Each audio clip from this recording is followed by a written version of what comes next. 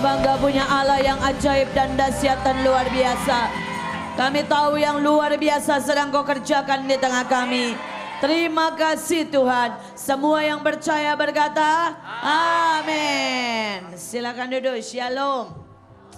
Saudara, mari kita buka saudara di dalam Matius 14 ayat 22 sampai dengan 33. Saudara, kalau kemarin Tuhan ajarkan kita bagaimana untuk naik ke next level. Untuk saudara punya cara memperhatikan, cara mendengar. Bahkan cara menangkap semua yang Tuhan mau berikan buat saudara dengan lebih lagi. Saudara, kemarin Tuhan mau supaya saudara naik ke next level dengan anggur yang baru. Dan hari ini saudara, Tuhan mau kita naik ke next level dalam bidang-bidang yang lain.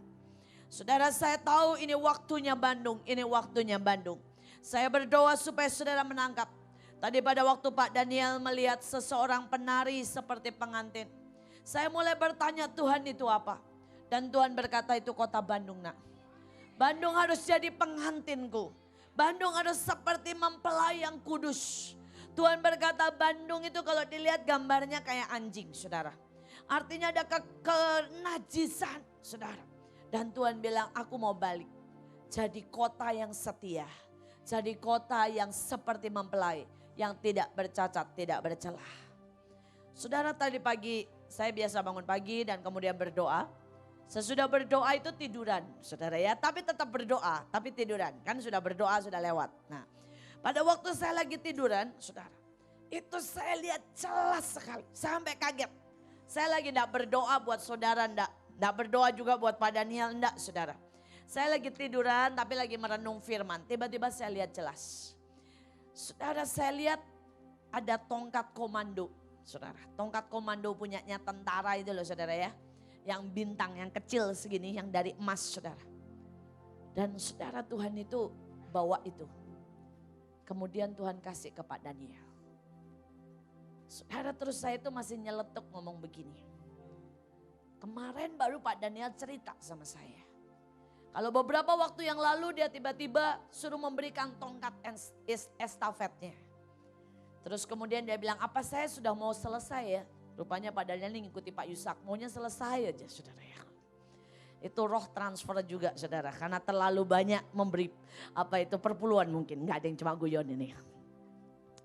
Saudara, Pak Yusak juga gitu, maunya selesai aja, dikit-dikit gini, sudah selesai tugas saya. Wah, mau pulang. Nah, rupanya Pak Daniel tuh kemarin bilang begitu sama saya. Kok saya sudah mesti menyerahkan tongkat estafet? Rasanya saya sudah selesai. Jadi pada waktu tadi pagi saya lihat jelas. Tuhan kasih itu tongkat komando. Jenderal bintang 4 saudara. Karena ada bintangnya 4. Saudara, dan kemudian itu dikasih kepada Daniel. Terus saya bilang katanya sudah selesai. Terus Tuhan bilang gini, ya itu kan maunya dia. Tentunya sembari guyon begitu saudara. Tuhan bilang enggak. Dia sekarang sudah bukan pelayanan lagi. Saya kaget. Apa maksudmu? Dia harus tahu waktunya memimpin pasukan menduduki Bandung. Tuhan beda. Ada beda antara pelayanan. Pelayanan itu menyiapkan jemaat. Tuhan bilang itu ada kerjaannya orang lain. Tuhan bilang. Tapi bagian dia hari-hari ini adalah memimpin pasukan menduduki kota Bandung. Tapi saya lihat ada satu tongkat yang memang tetap dipegang. Dan saudara, itu tongkat seperti tongkat Harun. Nggak tahu bagaimana, saya tahu aja itu tongkat Harun, tongkat imam saudara. Dan Tuhan bilang, biar dia bawa jiwa banyak dan persembahkan di hadapanku. Saudara, penglihatan nggak sampai di situ. Karena saya lihat Tuhan itu bawa tongkat banyak rupanya. Saudara, itu ada tongkat kayak tongkat gembala. Ada kayak tongkat pengajar. Pokoknya saya enggak tahu, saya bisa ngerti itu tongkat apa aja saudara ya. Sepintas saya tahu ini tongkat gembala. Ini tongkat penginjilan. Ini tongkat rasul. Saya tahu sepintas saudara. Ini tongkat penyembahan. Ini tongkat Joshua untuk setia saudara. Dan Tuhan itu bawa loh saudara sekebung tongkat. Saya bilang, Tuhan, ya kadang-kadang kan kita perlu GR ya. Buat siapa Tuhan? Buat Mahanaim. Gitu ya kan kalau GR sedikit kan saudara ya. Tuhan bilang, enggak. Buat AOC. Saudara, ada yang ajaib. Saya bilang, kapan kamu mau berikan? Tuhan bilang, ada yang sebenarnya sudah kuberikan. Tapi mereka tidak sadar. Ada yang belum. Tuhan bilang, besok aku mau berikan. Saudara, Tuhan bilang, besok yang siap, yang nangkap, yang sudah waktunya, besok aku berikan. Kalau saudara nanya, besok gimana Bu? Ya, nggak tahu gimana nanti saudara ya. Saudara terus kemudian Tuhan, saya bilang, oh ya sudah. Kalau saudara tanya, saya dapat apa Bu? Tanya sendiri-sendiri. Karena kemarin sudah dikatakan syaratnya. Saudara tinggal di sekolah nabi-nabi. Amin. Semua bisa mendengar suara Tuhan. Jadi nanti malam tanya, tongkatku tongkat apa? Ya. Sudah bisa enggak Tuhan aku ini dapat tongkat? Atau aku belum bisa dapat tongkat? Tanya masing-masing. Nah, sekarang kita teruskan apa yang Tuhan mau buat. Oke saudara, kita baca berbalas-balasan seperti kemarin. Matius 14 ayat 22 sampai dengan 33. Yesus berjalan di atas air. Kita balas-balasan, saya baca 22, saudara baca 23, demikian seterusnya. Sesudah itu Yesus segera memerintahkan murid-muridnya naik ke perahu dan mendahulunya ke seberang. Sementara itu ia menyuruh orang banyak pulang. Dan setelah orang banyak itu disuruhnya pulang, Yesus naik ke atas bukit untuk berdoa seorang diri. Ketika hari sudah malam, ia sendirian di situ. Perahu murid-muridnya sudah beberapa mil jauhnya dari pantai. Dan diombang-ambingkan ke lombang karena angin sakal. Kira-kira jam 3 malam datanglah Yesus kepada mereka berjalan di atas air. Ketika murid-muridnya melihat dia berjalan di atas air, mereka terkejut dan berseru, itu hantu. Lalu berteriak-teriak karena takut. Tetapi segera Yesus berkata kepada mereka, tenanglah, aku ini, jangan takut. Lalu Petrus berseru dan menjawab dia, Tuhan, apabila engkau itu, suruhlah aku datang kepadamu berjalan di atas air. Kata Yesus, datanglah. Maka Petrus turun dari perahu dan berjalan di atas air mendapatkan Yesus. Tetapi ketika dirasakan tiupan angin, takutlah ia dan mulai tenggelam. Lalu berteriak, Tuhan tolonglah aku. Segera Yesus mengulurkan tangannya, memegang dia dan berkata, hai orang yang kurang percaya, mengapa engkau bimbang? Lalu mereka naik ke perahu dan angin pun redalah. Dan orang-orang yang ada di perahu menyembah dia, katanya, sesungguhnya engkau anak Allah. Amin. Sampai di situ firman Tuhan. Ayat yang ke-22, saudara perhatikan. Ketika itu Yesus segera memerintahkan murid-muridnya naik ke perahu. Lalu mendahulinya ke seberang. Sementara itu ia menyuruh orang banyak pulang. Ada beda. Sama murid-muridnya dia pakai kata apa saudara? Memerintah. Sama orang banyak dia pakai kata apa? Menyuruh. Saudara, kalau saudara pelajari kata memerintah itu cuma digunakan untuk tentara dan untuk pemerintahan, pejabat. Menyuruh digunakan untuk hamba dan untuk saudara anak-anak. Nyuruh makan, nyuruh mandi, betul kan? Tuhan hari ini berkata, engkau ini mau di tingkat mana? Engkau mau di tingkat hamba, di tingkat anak-anak, atau engkau sudah mulai jadi tentaranya Tuhan dan pejabatnya Tuhan. Beberapa saudara berkata, saya ikut aliran Pak Yusak, hamba. Pak Yusak itu tentara yang luar biasa. Ada begitu banyak orang yang lihat. Pangkatnya itu sudah tinggi loh saudara ya. Luar biasa. Dan dia itu pejabatnya Tuhan. Hatinya hati hamba. Tapi dia semua orang tahu. Dia duta besar, pesuruh pribadinya Tuhan. Ada hamba yang masih biasa. Hamba yang di dapur, bukan pejabat. Tapi kalau hamba naik, dia jadi pejabat. Saudara berkata anak, ada anak kalau masih kecil. Ya. Tapi kalau sudah seperti anaknya Pangeran Charles dan Lady Di, semua anak raja wajib masuk ke tentaraan. Saudara baca di koran kan? Pangeran Andrew bisa nyetir helikopter, betul kan? Cuma itu anak memang rada nakal. Kalau saudara pernah baca di koran, saking jagonya saudara ya nyetir helikopter, dia pernah daratkan helikopternya waktu lagi latihan di rumah pacarnya, jemput pacarnya waktu latihan. Saudara, dan kemudian habis gitu sebentar ya ngajak pacarnya muter-muter, diturunin ngebut lagi balik ke pangkalan. Tapi ketahuan, nakal memang, tapi jago. Tidak semua orang berani daratin helikopter di tengah kepadatan kota. Dia tahu persis, dia jago, dia berani daratin. Saudara, dan dia tidak terlambat pulang ke pangkalan. Jadi tidak dihukum karena tepat sampainya saudara ya. Karena jago saudara. Anak raja. Semua anak raja wajib masuk tentara. Sekarang saudara ini anak masih kanak-kanak. Atau sudah akil balik. Kalau sudah akil balik, wajib masuk tentara. Yang ajaib di Israel sampai hari ini. Laki perempuan semua wajib militer 3 tahun. Saudara, dan anehnya itu menyebabkan Israel menjadi negara yang paling tertib.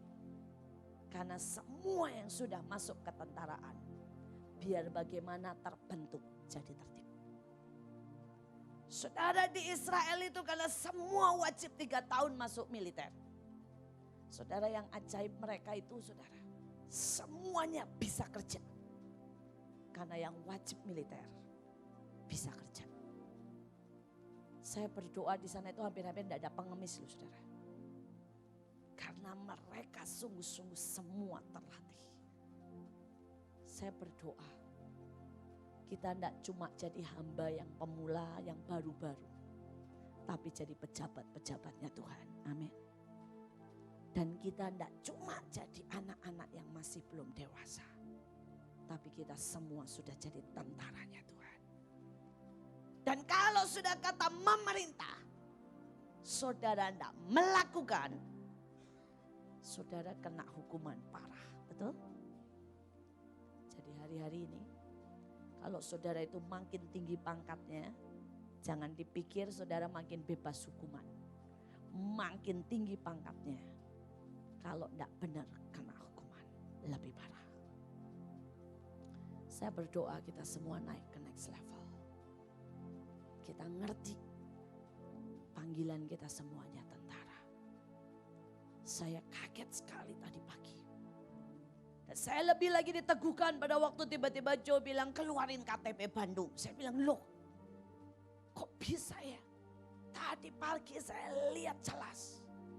Tuhan itu bilang ini, pimpin pasukan duduki Bandung. Kok sore ini Joe suruh keluarin KTP. Saudara, saya harap saudara nangkap. Kita tidak sedang rekayasa. Kita tidak janjian apa-apa. Bahkan saya datang Joe sudah di atas. Karena saya tadi nyasar sampai ke Ahmad Yani saudara. Tapi saya lihat Tuhan itu benar-benar Tuhan. Nah saudara, sekarang apa yang terjadi? Kemudian kita lihat. Disuruhnya orang banyak itu pulang dan Yesus naik ke atas bukit untuk berdoa seorang diri. Ketika hari sudah malam, ia sendirian di situ. Ingat, seorang pemimpin. Kalau saudara ini seorang pemimpin seperti Yesus. saudara selalu butuh waktu sendiri dengan Tuhan. Pada waktu saudara sendiri sama Tuhan, itu saudara dengar instruksi-instruksi. Saudara dapat kekuatan baru, dapat mujizat, dapat otoritas, nyerap yang dari Tuhan. Ini waktunya. Makin saudara pemimpin, saudara tidak bisa makin santai. Saudara tidak bisa makin sama-sama terus. Ada waktu sama-sama, ada waktu sendiri dengan Tuhan. Saudara bilang, Tuhan saya kan udah nyembah sama-sama. Saya malah sudah jadi WL. Tuhan bilang, iya gak dihitung. Karena kamu pemimpin, jadi WL itu kamu pelayanan. Tapi sekarang waktunya sendiri di rumah nyembah sama Tuhan. Saudara bilang, Tuhan saya pemimpin kaum nari. Udah tiap hari latihan nari. Saya bahkan ngajarin. Udah pelayanan nari. Tuhan bilang, iya itu gak dihitung. Kamu pemimpin, kamu nari sendiri di depanku. Tangkap gaya-gaya yang aku mau. Tangkap instruksi-instruksi yang aku mau. Saudara berkata, Tuhan saya ini kan pendeta. Jadi tadi baca Alkitabnya bareng-bareng kalau saya khotbah. Tuhan bilang enggak bisa. Ada waktunya kamu pemimpin. Duduk sama aku. Belajar sendiri sama aku. Saya berdoa saudara ngerti. Kita akan makin sibuk. Kita akan makin banyak lakukan hal. Tapi waktu sendiri dengan Tuhan jangan pernah hilang dalam hidup kita. Kemudian kita lihat ayat yang ke-24. Perahu murid-muridnya sudah berjalan beberapa mil jauhnya dari pantai. Dan diombang-ambingkan gelombang karena angin sakal. Kira-kira jam 3 malam datanglah Yesus berjalan. Datanglah Yesus kepada mereka berjalan di atas air. Ketika murid-muridnya melihat dia berjalan di atas air, mereka terkejut dan berseru, itu hantu. Lalu berteriak-teriak karena takut. Tuhan berkata begini sama saya. Perahu itu melambangkan pelayanan. Ada banyak orang berjalan dan laut itu melambangkan dunia. Mereka pelayanan di tengah dunia. Tapi masih dengan cara yang biasa. Yang orang dunia juga bisa lakukan. Orang dunia bagi makanan, kita bagi makanan. Orang dunia punya uang misalnya 5.000. Ya, dan dia bagi makanan 2.000, 3.000 disimpan. Kita juga sama. Kita punya uang 5.000, 2.500 lah dibagiin. 2.500 disimpan. Itu adalah semua cara pelayanan yang masih bisa diikuti oleh orang dunia. Tapi Tuhan bilang ini waktunya. Saudara pelayanan yang tidak bisa diikuti. Karena saudara pelayanan di atas hukum alam. Yesus jalan di atas air. Yesus berkata ini waktunya nak. Aku bawa engkau masuk ke next level. Untuk ada di atas hukum alam. Saudara berkata gimana? Ini waktunya. Kalau orang sakit biasa. Ya perlu saudara ya ke dokter. Waktunya jalan dengan supranatural. Tumpang tangan sembuh. Mungkin waktunya saudara pergi ke petani-petani. Kalau biasanya hama-hama harus dikasih pupuk. Sekarang tidak perlu pakai pupuk. Saudara tinggal berkata dalam nama Yesus. Maka semua hama itu pergi. Waktunya kalau nanti musim kering. Saudara pergi ke tempat-tempat yang memang kekeringan. Saudara angkat tangan. Dan hujan akan datang. Tapi waktunya banjir. Di mana selalu banjir lewat daerah itu. Saudara akan berdiri di situ. Dan berkata minggir. Dan air akan minggir. Tidak kena daerah situ. Amin. Ini waktunya. Waktunya 5 roti dan 2 ikan jadi 5.000. Saudara mungkin berkata, Bu, saya enggak punya uang banyak. Kalau suruh nanti Pak Daniel suruh kasih minum 3.500.000, enggak ada duitnya. Enggak perlu. Kalau Tuhan bilang cukup beli 100 biji, beli aja 100 biji. Dan itu akan bisa jadi 3.500.000. Amin. Waktunya. Saya sudah lihat pada waktu saudara kami sudah lihat pada waktu 17 Mei. Dan yang disuruh keliling buat tumpang tangan itu bukan saya loh. Pak Yusak dan Pak Daniel, kok dua-duanya yang dari Bandung, betul loh? Kenapa enggak Pak Yusak dengan Pak Agung? Atau Pak Yusak dengan Bu Nani? Atau Pak Daniel dengan Pak Hadi? Kenapa enggak? Loh, dua-duanya loh saudara. Dua-duanya dari Bandung. Pak Yusak dan Pak Daniel. Dan anehnya, ada hamba Tuhan dari luar negeri khotbah di Surabaya loh saudara. Enggak khotbah saudara di Bandung. Berkata, pada waktu saya berdoa Tuhan bilang, lawatan yang luar biasa akan mulai datang dari kota Bandung. Saya berharap saudara nangkep.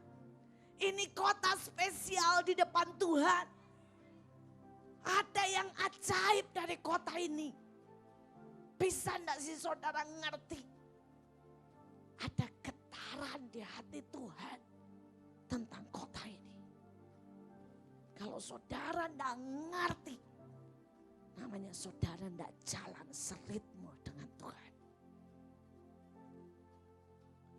Dan Tuhan pada waktu Tuhan buat Pak Daniel dan Pak Yusak, yang buat 5 roti itu jadi begitu banyak. Tuhan mau berkata, akan mulai di kota Bandung.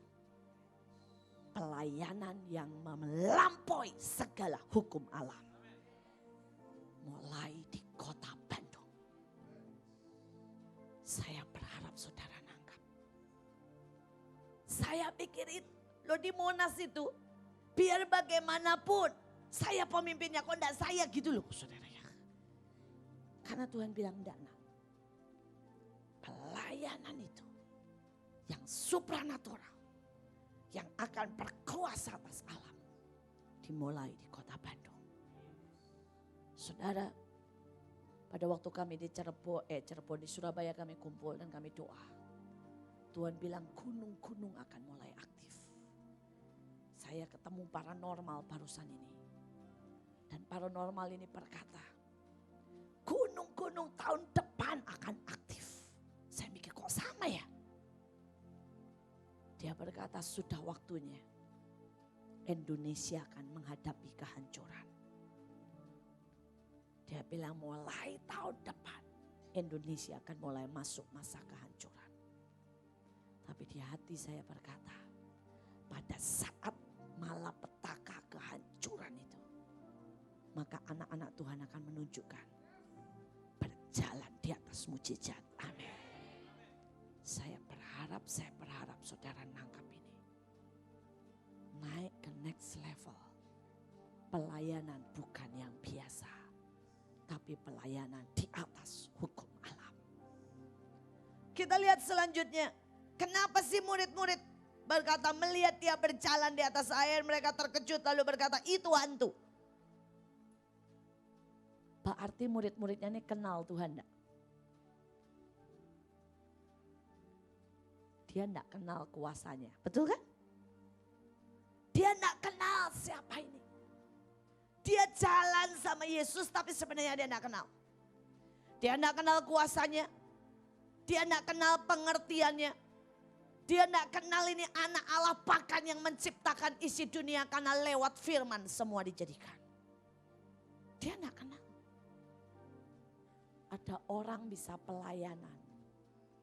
Saudara mungkin bertahun-tahun Kristen. Saudara bisa enggak kenal Tuhan. Hari ini Tuhan berkata, nak, naik ke next level. Dalam pengenalan akan Tuhan.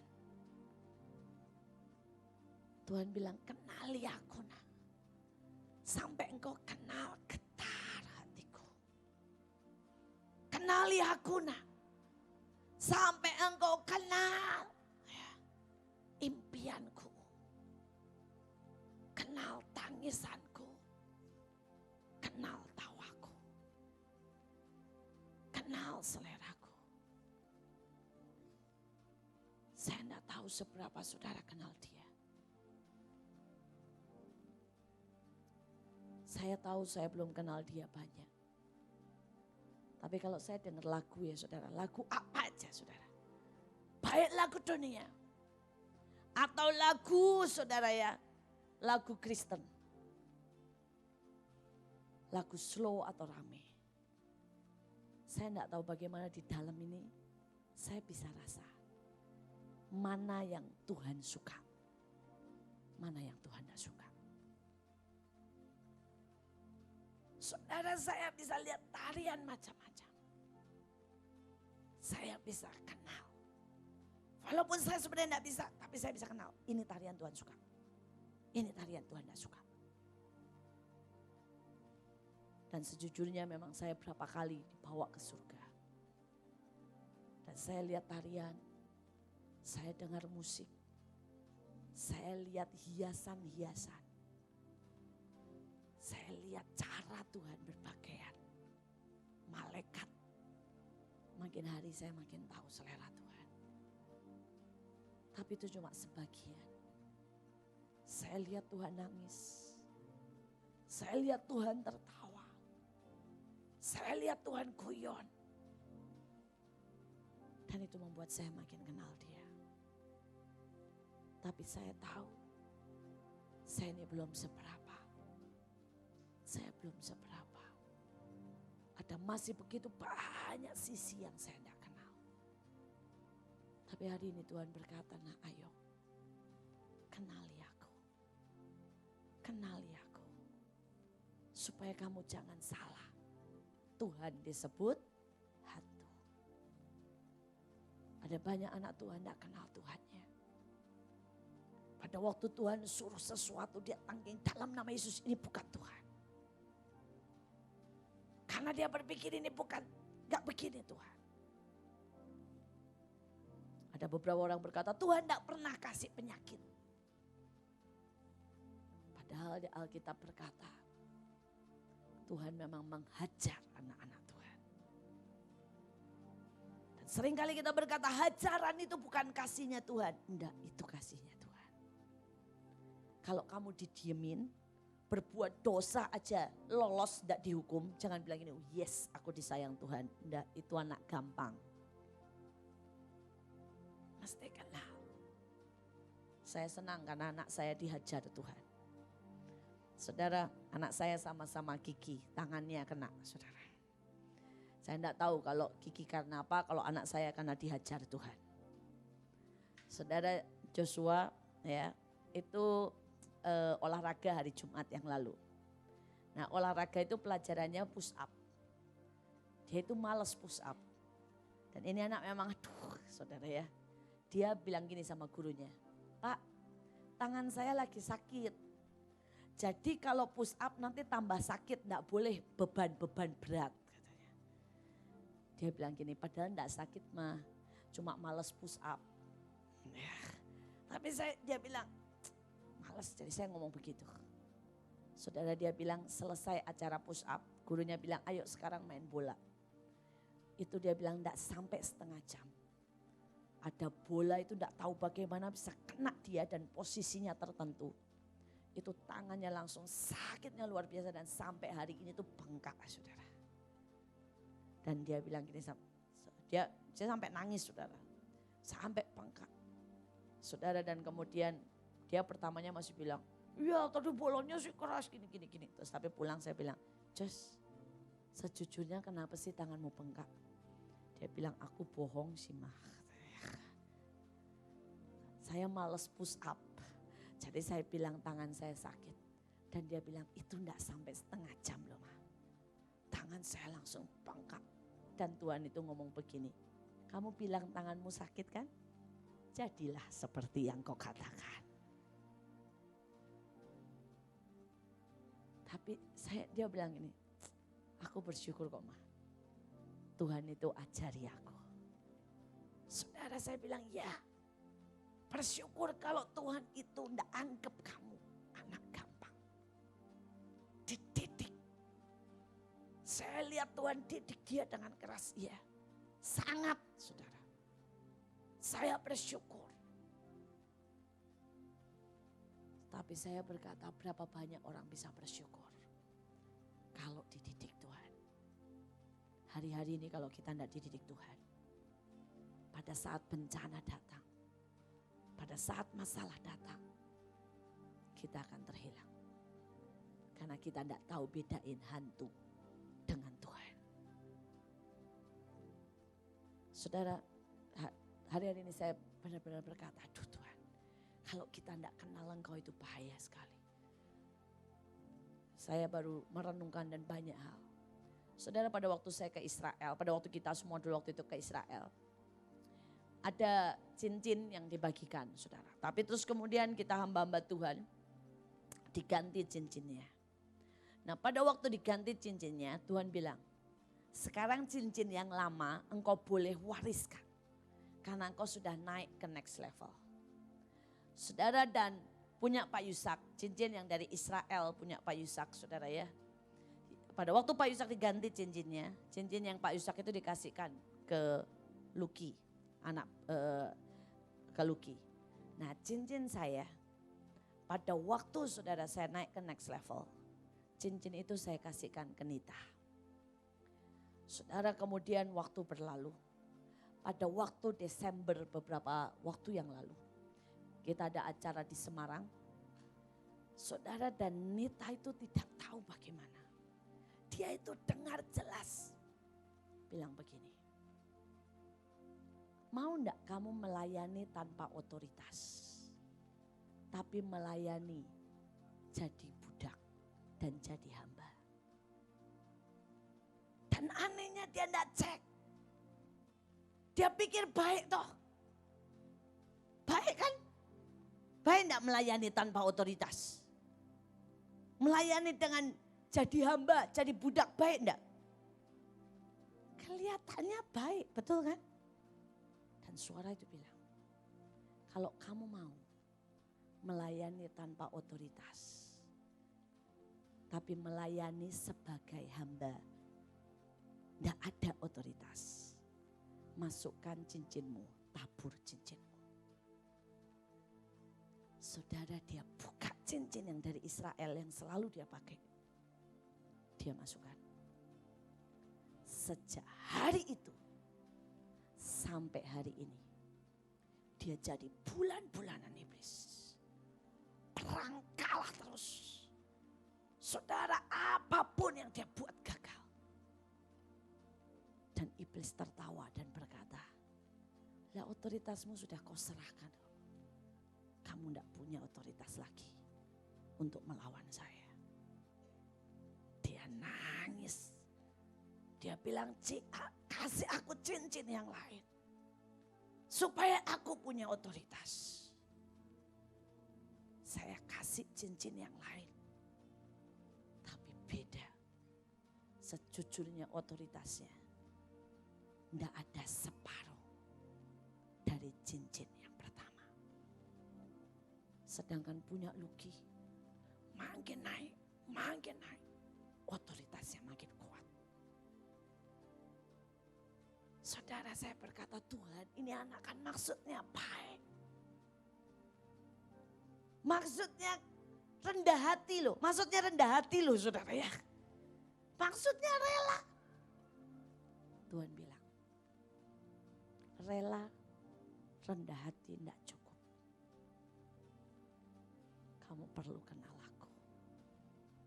Mana pernah aku suruh engkau pelayanan tanpa otoritas. Kalau engkau pelayanan tanpa otoritas, habis. Tentara tanpa otoritas, habis. Hamba tanpa otoritas, habis. Bahkan masuk ke rumahku saja. Kalau engkau tidak punya otoritas, tidak bisa. Tuhan bilang, karena itu kenali aku. Kenali jalan-jalanku. Kenali peraturanku. supaya kamu jangan ditipu. Ayah saya pernah didatangin dukun. Dan dukun ini berkata, Tuhanmu dan Tuhanku sama. Yang kita sembah sama Yesus. Ayah saya bilang, kenapa? Yesus bilang, aku adalah engkau, engkau adalah aku. Ayah saya langsung bilang, enggak, itu Yesus palsu, bukan Yesus. Karena seharusnya kita di dalam Yesus dan firman-Nya di dalam kita. Tapi aku dan Yesus tidak. Kalau aku adalah Yesus, Yesus adalah aku, kita menuhankan diri kita. Dan itu adalah kekejian di depan Tuhan. Tipis. Kalau saudara tidak kenal, saudara tidak naik ke next level, saudara habis hari-hari ini. Saya bersyukur walaupun saya tahu Nita harus membayar dengan mahal. Dia sedang coba naik terus. Tapi itu jadi pelajaran penting. Saya berdoa, hati-hati. Hati-hati. Jangan sampai kita tertipu. Naik ke next level. Dalam pengertian yang lebih. Kedalaman yang lebih. Pengenalan yang lebih. Amin. Saudara bilang bagaimana caranya? Mau. Cuma bilang mau, ajari aku, ajari aku. Dan apapun tanya Roh Kudus. Tanya lagi Roh Kudus, jangan dengar langsung emosi. Tanya lagi, minta peneguhan. Bukan karena kita ragu-ragu. Tapi karena check and recheck itu penting. Dan kemudian mereka berkata di sini. Lalu mereka berteriak-teriak karena apa saudara? Takut. Tuhan bilang ketakutan inilah yang menjadi begitu banyak sebab dari kekalahan. Orang karena takut tidak punya duit, dia tidak berani nabur. Orang karena takut saudara ya, takut diomongin tidak berani bersaksi. Karena takut menderita. Dia tidak berani untuk lakuin apa yang Tuhan mau. Saya ketemu dengan banyak orang yang dipanggil full time.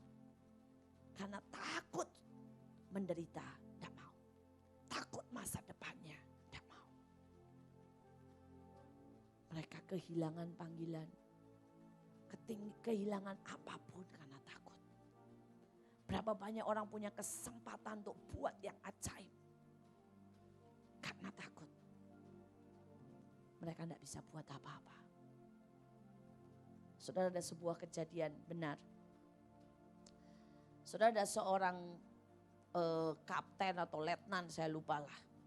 Itu didiagnosa dokter. Bahwa ada kelainan di kelenjarnya dan sebagainya. Dan umurnya kurang lebih tinggal 6 bulan.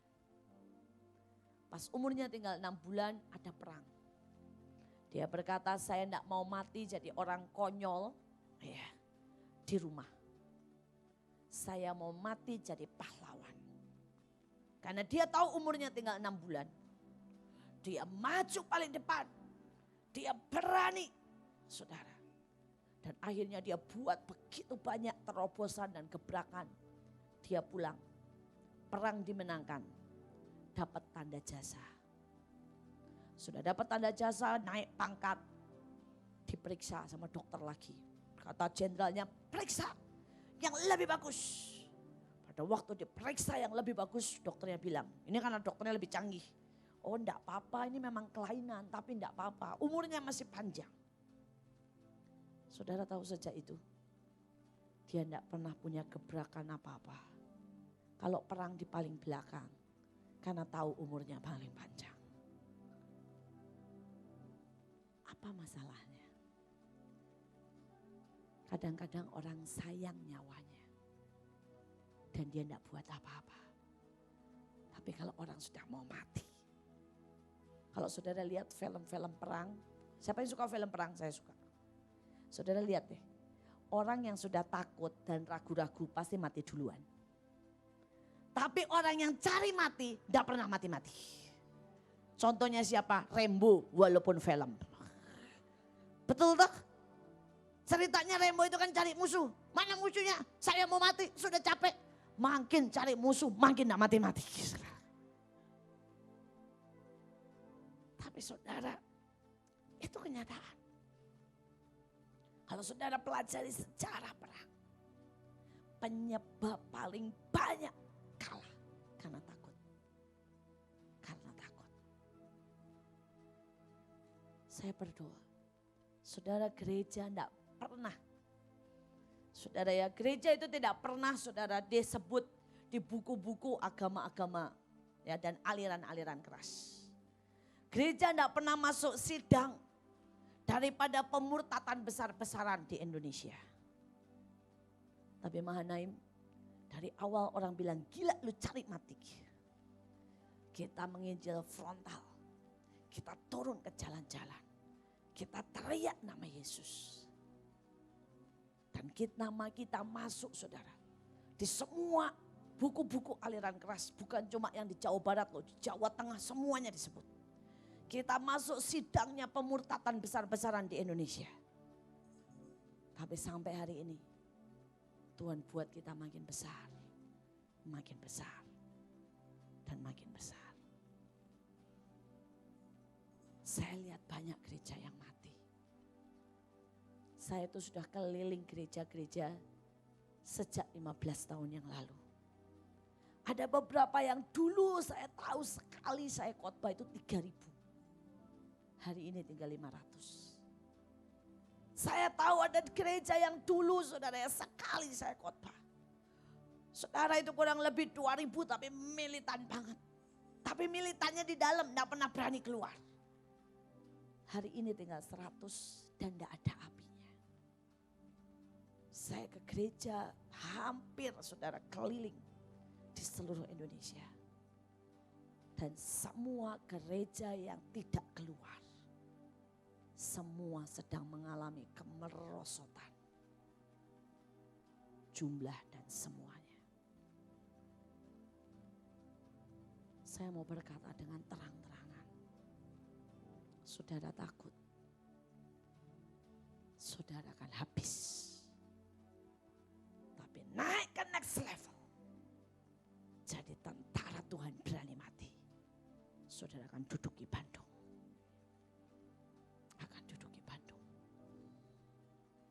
Malam ini Tuhan bilang sangat keras. Kalian mau terus jadi anak yang belum dewasa. Suruh pulang. Disuruh pulang kan sama Tuhan? Loh ini kalau suruh pulang ke rumah masing-masing lumayan.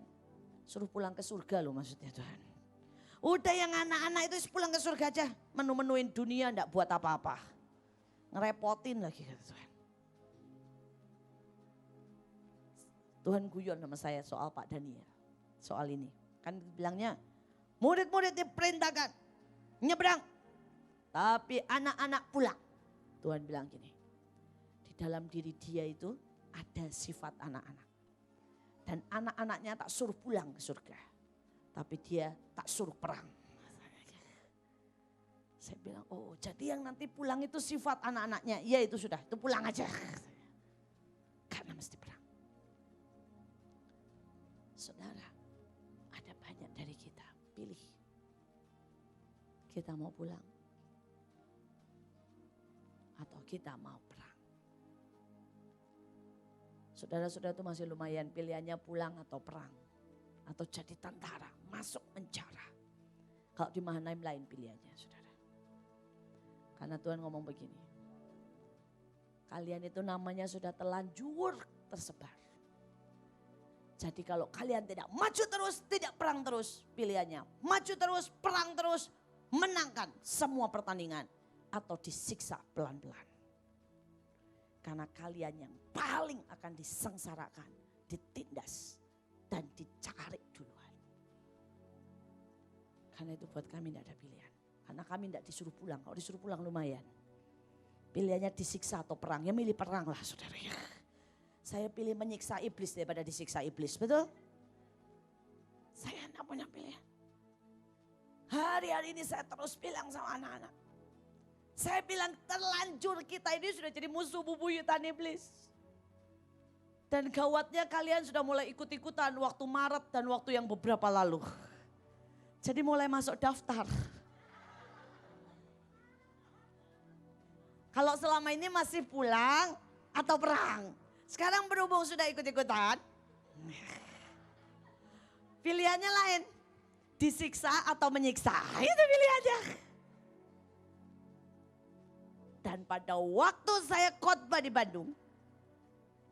Pada waktu yang terakhir saya khotbah tentang menyiksa penguasa-penguasa. Betul? Mazmur 150. 149, 150. Makanya saya bilang, jadi rupanya bergeser. Kalau dulu cuma pulang atau perang. Tuhan bilang sekarang lain nak, telanjur. 2 kali kamu sudah, iblis sudah sebel banget sama kalian. Saritem kebakaran nyebelin katanya ya. Jadi dia bilang mulai sekarang pilihannya menyiksa atau disiksa. Saudara pilih mana? Atau pilih ternyata sudah rendah hati. Saya mau disiksa, ya silakan, gue sih ogah. Saya ogah sudah disiksa iblis. Saya tidak mau miskin, melarat, sengsara, ditindas. No. Saya pilih menjara, jadi kaya. Iblis tak usir, tak injak-injak, tak potong-potong. Itu lebih menarik buat saya. Tergantung. Saya berharap ada api nyala. Jangan jadi penakut. Saudara bilang kalau takut. Masalahnya ya, lu harus takut disiksa. Karena itu mari menyiksa. Gitu ya. Mari maju dan maju dan maju. Next level. Buang ketakutan. Ya, jadi prajurit berani mati. Kita teruskan. Saudara dikatakan pada waktu itu. Ya, kita lihat ayat yang ke-22. Kok 22? 27. Tetapi segera Yesus berkata kepada mereka, tenanglah aku ini, jangan takut. Lalu Petrus berseru dan menjawab dia, Tuhan apabila engkau itu, suruhlah aku datang kepadamu berjalan di atas air. Kenapa biar bagaimanapun Tuhan itu sayang sama Petrus. Kenapa biar bagaimanapun Petrus yang jadi pemimpin dan bukan yang lain. Karena yang lain itu ya, kalau apa-apa tuh bengong. Sedangkan Petrus itu berkata, kalau engkau bisa Tuhan, aku juga bisa, gua pokoknya mau ikut kamu. Aku mau ngalamin apapun yang engkau alami. Saudara punya enggak sih kayak Petrus? Keinginan untuk mengalami apa yang Tuhan alami. Atau saudara bengong. Tuhan bilang ini aku. Saudara ya. Tidak ada apa-apa reaksinya. Ada khotbah di sini berapi-api saudara bengong. Pelipat gandaan bengong. Tuhan bilang udahlah yang begini nih udahlah. Penyakit bengong sekarang banyak. Saya berdoa ada sesuatu yang berkata, aku mau alami yang engkau alami. Aku mau ada di mana engkau ada. Aku mau lihat demonstrasi itu. Dan saya percaya orang yang seperti itu. Tuhan bilang, ayo datang alami. Saya sudah lihat. Pak Yusak dari muda bilang, aku mau lihat surga. Lihat kok. Dia bilang, Tuhan aku mau mengalami Alkitab. Dia alami semua Alkitab. Saudara saya ikut-ikutan. Saya bilang aku mau alami. Saya lihat bagaimana anak-anak. Baik anak-anak rohani atau jasmani yang bilang saya mau alami. Alami. Semuanya. Tapi yang bengong tidak mengalami apa-apa. Saya berdoa hari ini saudara merindukan. Untuk teriak mengalami. Kemudian dikatakan pada waktu itu Yesus datang. Kemudian ayat yang ke-30, tetapi ketika dirasakan tiupan angin, takutlah ia dan mulai tenggelam, lalu teriak, Tuhan tolonglah aku. Musuh saudara dalam peperangan seringkali adalah perasaan dan apa yang dilihat. Di perikop lain, kalau saudara lihat di Markus atau di Yohanes, dikatakan pada waktu dia lihat gelombang. Jadi ada dua, pada waktu lihat dan pada waktu merasa. Saya sudah lihat banyak orang sebenarnya kuat. Kemudian dia mulai lihat tantangan. Dia mulai lihat saudara ya, waduh butuh duit segini. Yang lain mulai merasa, saya kok merasa capek ya. Saya kok merasa sedih ya. Saya merasa ditinggalkan. Saya merasa tidak diperhatikan. Saya merasa sendiri. Saya merasa itu bahaya. Pada waktu Elia yang mendatangkan api, berhentiin hujan, datangin hujan. Mulai merasa saya sendiri. Dia takut dan lari sama Isabel. Merasa itu bahaya. Ini hari-hari saudara harus bilang sama diri sendiri. Tidak peduli yang lu lihat. Tidak peduli yang lu rasa. Yang perlu dipedulikan adalah perasaan Yesus. Dan apa yang Yesus mau dalam hidupmu. Ini hari-hari. Jangan biarkan perasaan kita dipermainkan iblis. Jangan biarkan mata kita dipermainkan iblis. Saudara, dan setelah Yesus mengulurkan tangannya, memegang dia dan berkata, hei orang-orang yang kurang percaya, mengapa engkau bimbang? Kurang percaya loh, bukan tidak percaya. Kalau Yesus mau marah, dia mau bilang sama yang lain, hai yang lain tidak percaya. Tapi buat Petrus dia bilang, lumayanlah kamu kurang percaya. Loh, daripada tidak percaya itu kan sama sekali gak ada iman, saudara ya. Dia kurang dikit, saudara. Dia berkata, mengapa kau bimbang? Hari-hari ini jangan bimbang. Begitu mereka naik ke perahu, angin pun redalah. Saya berdoa sungguh-sungguh hari-hari ini saudara siap. Saya belajar banyak hari-hari ini. Saya belajar bagaimana Tuhan sedang bawa kita melewati banyak hal dan luar biasa. Saudara Pak Agung sedang ada di Jerman dan di Belanda. Pada waktu di Jerman, saudara dia sebelum berangkat, tiba-tiba seorang pendoa berkata, Pak, pergi ke Trier. Padahal dia tidak khotbah di situ, tapi dia dikata pergi ke Trier. Akhirnya mereka cari, ada tidak si Trier itu dan apa itu? Ternyata saudara, itu adalah kota tertua di Jerman. Tapi yang lebih mengejutkan lagi, di situ ada sebuah gerbang, namanya pintu gerbang hitam. Dan Tuhan bilang pergi ke sana. Pergi ke sana sikat. Tutup tuh segala roh yang mau membinasakan. Ya, karena saudara tahu Hitler menghabiskan jutaan orang Yahudi dan orang Kristen. Semua orang yang pro dengan dia, Yahudi dibinasakan. Saudara, dan pada waktu beliau di sana, dia berdoa dan dia minta dukungan doa dari kami. Tiba-tiba Bu Linda bilang, cari kuburan. Ternyata betul ada kuburan. Kemudian pada waktu saya berdoa Tuhan bilang cari sumur. Karena ada sumur dan di situ harus ditutup dengan batu. Karena sumur itu merupakan pintu gerbang. Dan kemudian dia bilang cari sumur tidak ada. Tanya ke orang tidak ada. Orang bilang tidak ada tuh, tidak pernah ada sumur di sini. Saudara, dan dia tanya lagi, Tuhan ini benar tidak sih ada sumur enggak? Tuhan bilang tuh ambil peta tua. Jadi di sana ada dua jenis peta yang dijual. Satu peta tua, satu peta yang baru. Begitu dia lihat peta tua, itu ditulis di situ sumurnya di mana. Ada.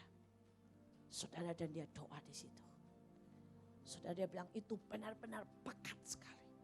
Itu rasanya nekat, peperangan begitu real. Sudah selesai saudara ya, pulang. Pada waktu pulang saya sempat bilang, kepas-kepas ini itu urapi. Ya. Semua urapi. Tapi memang saya tidak sebutin urapin itu apa saja. Cuma saya bilang semua urapi. Sudah selesai saudara. Terus kemudian besok paginya. Ini di Hotel Bintang 4 saudara. Di Bintang 4 Pak Agung sarapan pagi sebelum dia dijemput mau khotbah. Kemudian dia bawa tas seperti biasa tuh tas gedenya itu ya. Yang coklat itu yang enggak tahu isinya apa, batu bata atau apa saudara. Ya menurut saya kadang-kadang kalau lihat beliau bingung saudara. Saya yang cewek aja tasnya kecil. Beliau yang cowok tas segede itu saudara ya. Saya mikir nih isinya apa gitu loh. Udah gitu kalau saudara pernah nyoba ngangkat itu beratnya setengah mati saudara. Saya kapan-kapan pengen juga bongkar tasnya. Mungkin isinya batu bata gitu dibawa atau emas batangan saya juga enggak tahu saudara. Saudara atau alat make up jangan-jangan ya. Loh make upnya cowok lain lah saudara ya. Tapi make up juga nah, kan banyak pria centil sekarang. Nah, saya enggak tahu isinya apa. Nah saudara tas itu ditaruh, bayangin saudara ini breakfast di Bintang 4. Ya. Saudara semua isinya orang bule yang rapi. Saudara dan dia bahkan itu cuma jaraknya itu enggak ada. Aduh saudara ngambil makan. Dia itu bilang titip ya. Dia pergi makan. Yang dititipi merasa ini aman loh di hotel. Jadi yang dititipi ikut ngambil makan. Saudara. Dia balik dalam hitungan saudara. Tidak sampai 5 menit. Itu tas hilang. Isinya paspor. Isinya semualah tidak tahu. Pokoknya segala macam paspor, cincin semuanya di situ. Hilang. Alkitab semuanya hilang. Saudara dan wah itu menghasilkan kepanikan yang luar biasa sampai orang hotel enggak habis ngerti. Bagaimana mungkin di tempat breakfast dalam hitungan cuma 5 menit hilang. Kemudian dia SMS dan semua dikabarin kami semua hamba Tuhan. Kemudian saya berdoa sepakat sama Pak Yusak sama yang lain. Dan saudara saya itu dengan Pak Yusak berdoa. Itu di sini jam 3. Kalau di sana itu jam 8. Saudara dan pada waktu kami berdoa Pak Yusak cuma ngomong gini. Saya tidak tahu dia bilang begitu ya. Salah siapa pokoknya kami minta ampun Tuhan. Tapi dia bilang itu saya perintahkan. Dia bilang.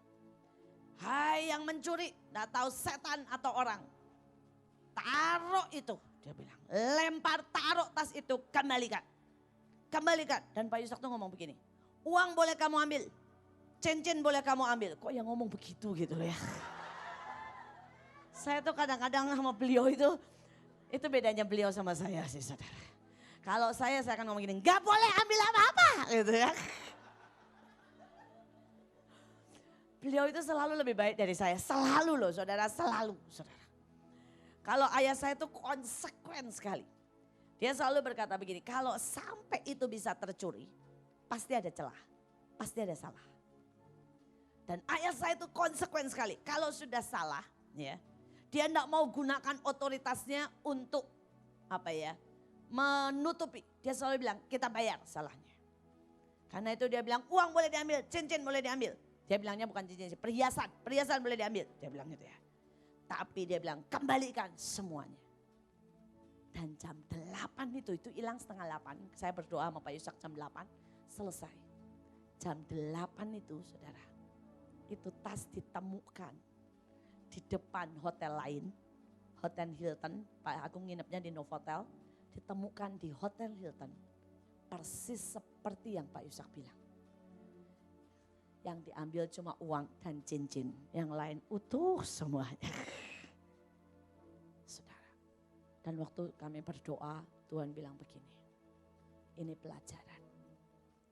Pada saat perang, jangan pernah tinggalkan tempat dan lengah. Suruh jaga itu ya jaga, jangan tinggalkan tempat. 5 menit aja engkau tinggalkan tempat. Maka iblis akan ambil berkatmu dan otoritasmu. Cincin itu otoritas, uang itu berkat. Saudara tuh besok akan dilantik jadi penjaga-penjaga Bandung. Kalau Tuhan suruh jaga, jaga. Jangan tinggalkan. Suruh bangun, bangun. Jangan tinggalkan. Kalau enggak, berkat dan otoritas akan hilang. Saudara, besok itu ada sesuatu yang Tuhan mau kalian semua buat. Saya dari tadi duduk di situ. Tadi pada waktu Pak Daniel mulai doa di sini, saya itu lihat tiba-tiba semua orang AOC itu baris, berdiri, dan kemudian mulai dipakein seragam, pakaian dan sebagainya, dibagiin tongkat. Terus Tuhan bilang begini, suruh mereka menduduki kota besok pagi. Saya bilang, Tuhan besok bagaimana? Kebaktian atau pagi? Tuhan bilang enggak. Tuhan bilang besok kamu enggak usah datang. Karena pimpinan dalam peperangan cuma satu, jenderalnya. Dan Tuhan bilang biarkan Pak Daniel pimpin. Tuhan bilang tapi semua pasukan besok datang. Dan Tuhan berkata besok itu semua harus minta seragam. Ingat ya, kalau saudara merasa pasukan, merasa tentara, ini perintah. Kalau enggak datang, gawat. Bisa pulang atau disiksa. Pilih sendiri. Bahkan teman-teman yang biasanya datang dan saudara tahu, mereka termasuk sudah pasukan dan ikut nengking-nengking waktu tanggal berapa itu Jo? Pokoknya waktu Maret sama barusan ini. Ya pokoknya saudara bilang, waktu itu lu ikut nengking-nengking gak? Ikut perang gak? Kalau bilang ikut, datang lu kalau enggak gawat lu. Terus bilang, ya kenapa waktu itu saya ikut? Ya enggak tahu kenapa lu ikut. Karena lu ikut sekarang mesti tanggung jawab. Gitu ya. Saudara, kalian mesti berdiri jaga kota. Besok itu Tuhan akan perlengkapi. Semua harus hadir karena harus apel. Kalau saudara baca di dalam Samuel dikatakan setiap pagi pasukan itu diatur barisannya. Kemudian mereka melakukan sorak perang. Baru mereka boleh pergi.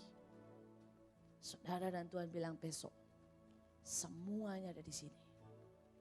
Terus kemudian Tuhan berkata, lakukan. Ya, minta semua pakaian. Kemudian akan dilakukan pembagian tongkat. Caranya bagaimana saya tidak tahu. Itu urusan Pak Daniel besok dengan Tuhan. Setelah itu Tuhan bilang tadi minum perjamuan. Saya bilang apa? Buat mereka sadar ada ikatan janji sebagai seorang prajurit Tuhan. Dan setelah itu nanti kalian lakukan sorak-sorai kemenangan. Tuhan bilang buat itu kurang lebih 1 jam. Dan setelah itu Tuhan bilang pergi. Dibagi kelompok. Pergi. Tuhan bilang bagi 3. Satu kelompok, saya enggak tahu nanti teknisnya biar Pak Daniel sama semua kalian atur. Nanti panitia semuanya atur. Tuhan cuma bilang satu kelompok harus membangun tembok sekitar Bandung. Secepatnya bangun tembok. Dengan kalian jalanin pujian, penyembahan dan urapi. Yang satu kelompok lagi menutup pintu-pintu gerbang. Supaya jangan ikat roh-roh. Nutup pintu-pintu gerbang. Karena iblis itu berusaha mendatangkan pasukan dari mana-mana. Karena iblis tahu ini tempat akan dipakai Tuhan. Tempat ini akan dipulihkan. Dan karena itu iblis akan coba datangkan dari mana-mana. Tutup. Tutup sebelum roh-roh jahat dari mana-mana datang. Dan pasukan yang terakhir, Tuhan bilang duduki tempat-tempat khusus.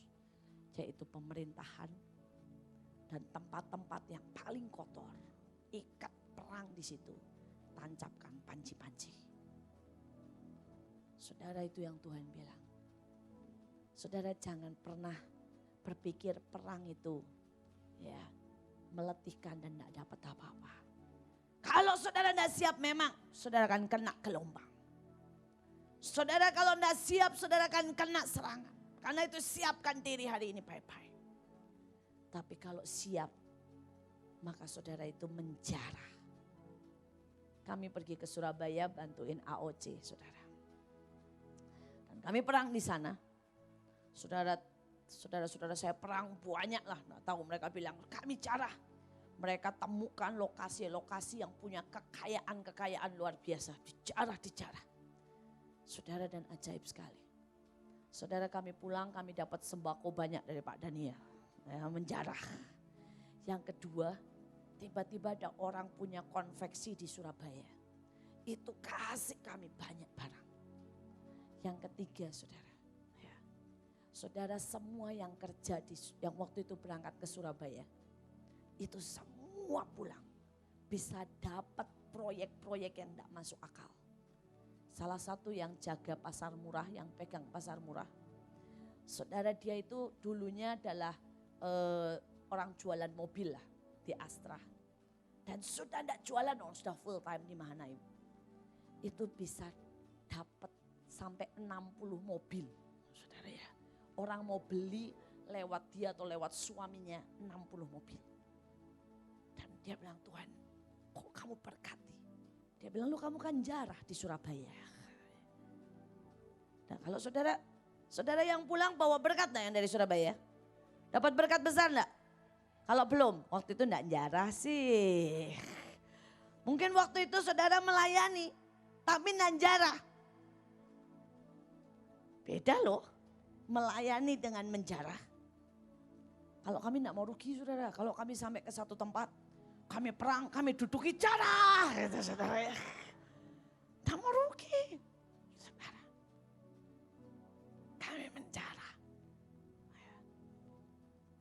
Saya berdoa supaya kalian nangkap jarah. Jadi besok jangan cuma perang, tapi jarah.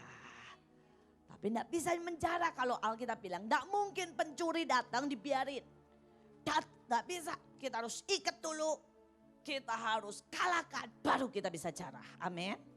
Jadi perangnya besok yang benar, ikatnya yang benar. Ada orang perang cuma gini, puterin cepet lah pokoknya kita pulang. Tergantung saudara. Saudara, teman-teman dari teman-teman dari Mahanaim cerita yang waktu di Surabaya. Saudara, saya tidak tahu, saya tidak ke sana. Sebenarnya saya tidak ke sana.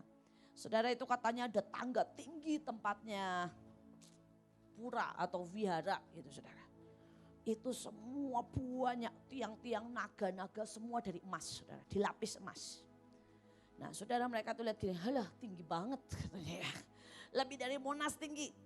Tuhan bilang naik ke sana, jarah. Dan mereka naik, mereka perang, mereka naik.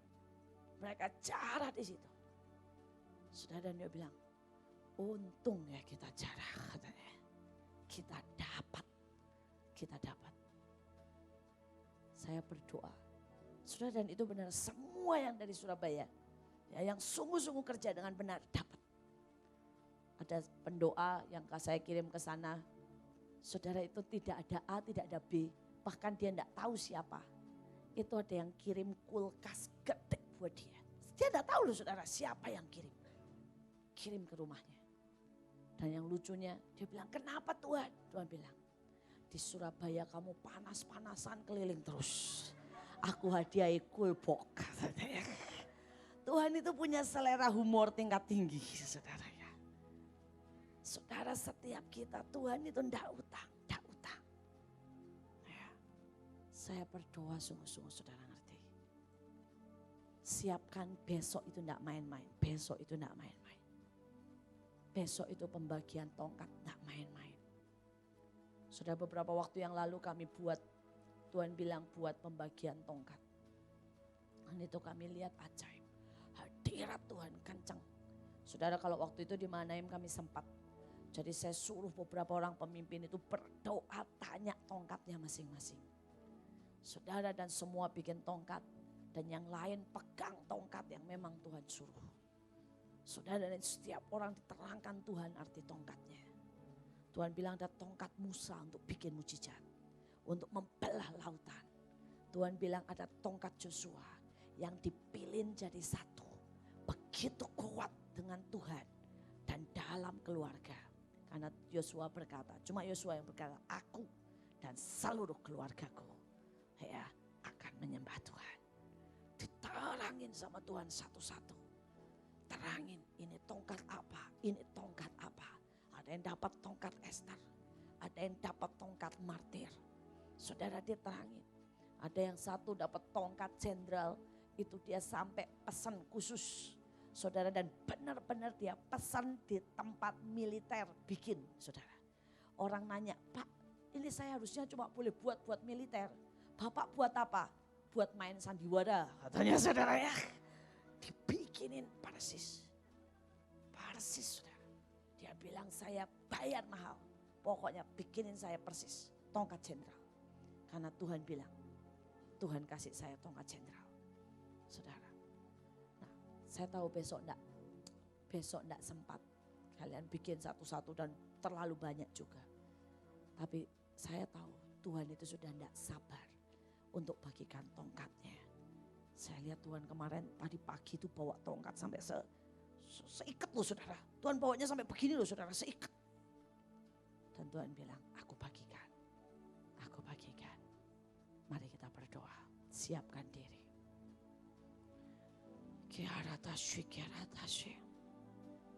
Bawa setiap anakmu ke next level Tuhan. Bawa kami ke level pengertian yang lebih.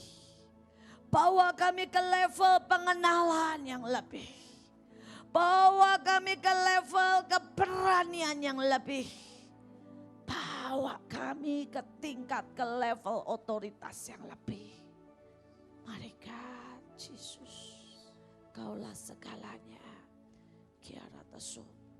Terus nyanyikan itu karena pemerintahan Tuhan. Pemerintahan Tuhan akan ada di antara kita. Kiara tesu.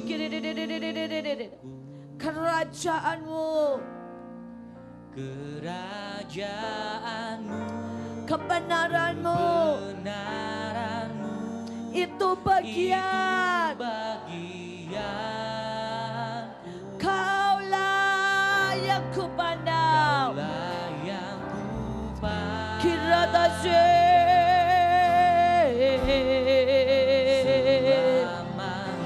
Kira papa. Semua berdoa sembah karena masih ada beberapa instruksi. Tuhan berkata akan ada beberapa hal yang Pak Daniel dapatkan untuk menyiapkan kita besok. Tuhan akan kasih instruksi. Siapkan diri. Kira tasyarada.